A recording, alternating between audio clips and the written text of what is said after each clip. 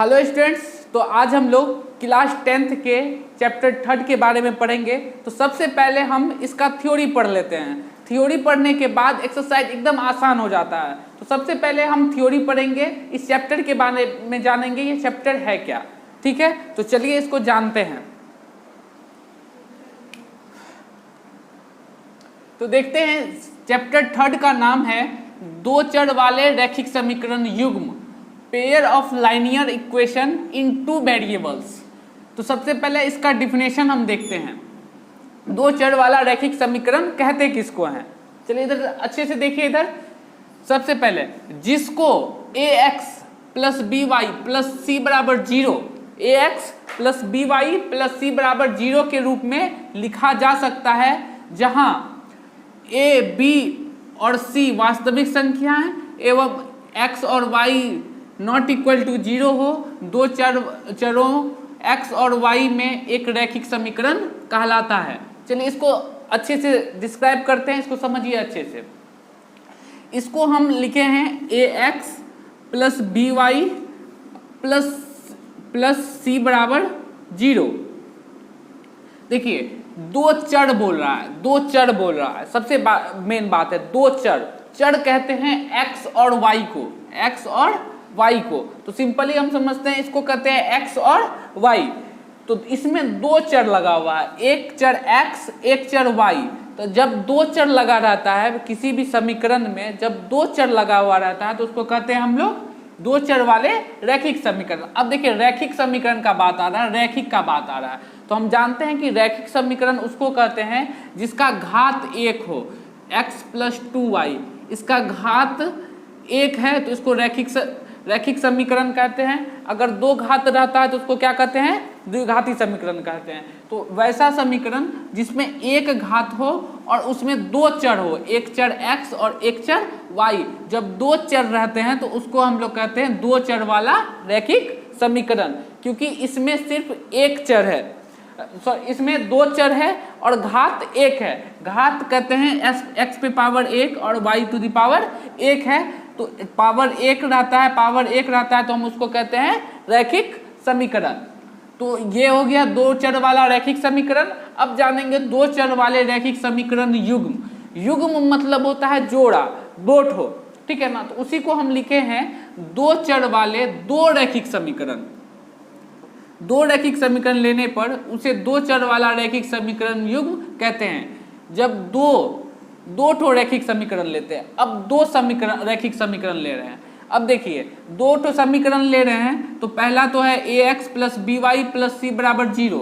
फिर जो दूसरा लिखेंगे ax plus B Y plus C बराबर 0। तो हमको दोनों सेम लगेगा।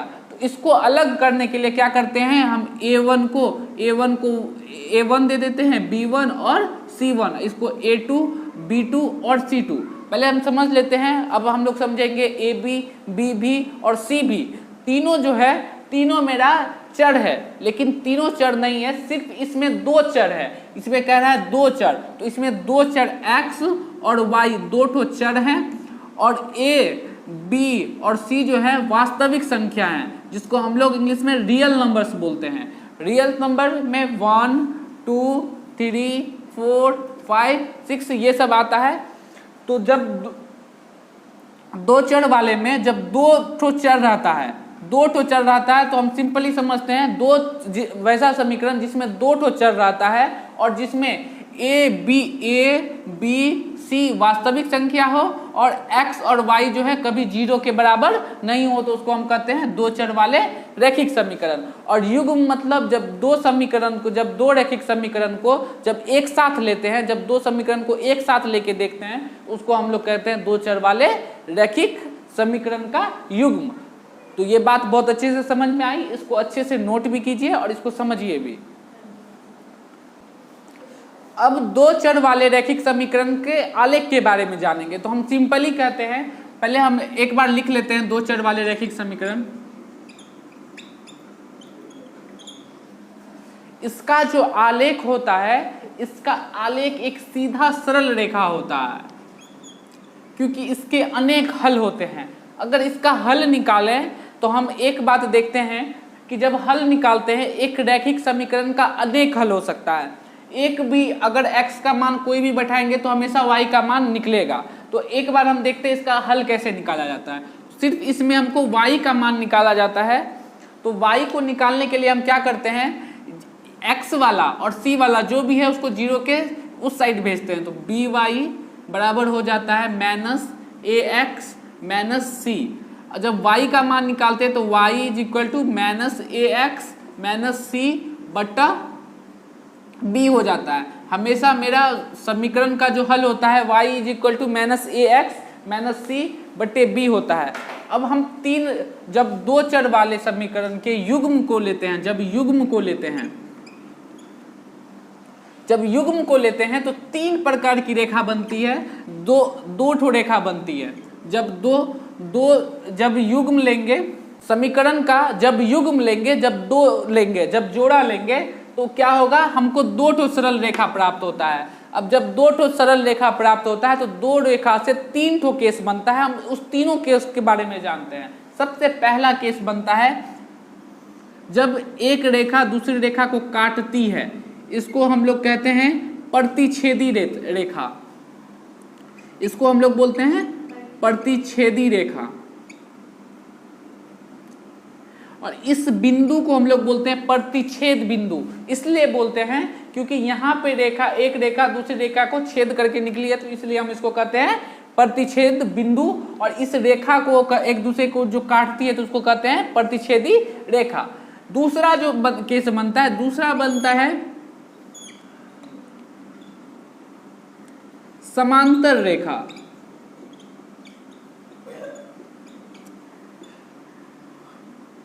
समांतर रेखा कहते हैं जब इसको आगे कितना भी बढ़ाया जाए और इसको भी आगे उस साइड कितना भी बढ़ाया जाए, ये कभी भी एक दूसरे को नहीं काटेगी। जब दो रेखा एक दूसरे को कभी नहीं काटती है तो उसको हम लोग कहते हैं हमेशा समांतर रेखा। और तीसरी रेखा जो होती है, तीसरी रेखा होती है संपाती रेखा।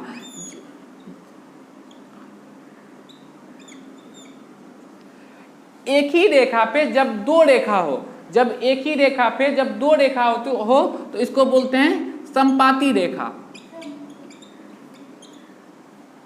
संपाती रेखा।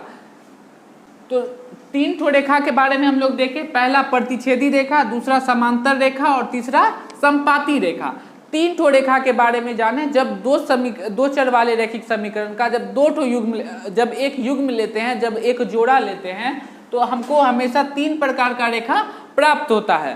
तो हम इसके बारे में हम एक्सरसाइज 3.1 के लिए जितना भी थ्योरी का जरूरत है हम उसको जान चुके हैं। अब एक्सरसाइज 3.1 जब एक्सरसाइज सॉल्व करेंगे तो बहुत आसानी से समझेंगे। तो चलिए नेक्स्ट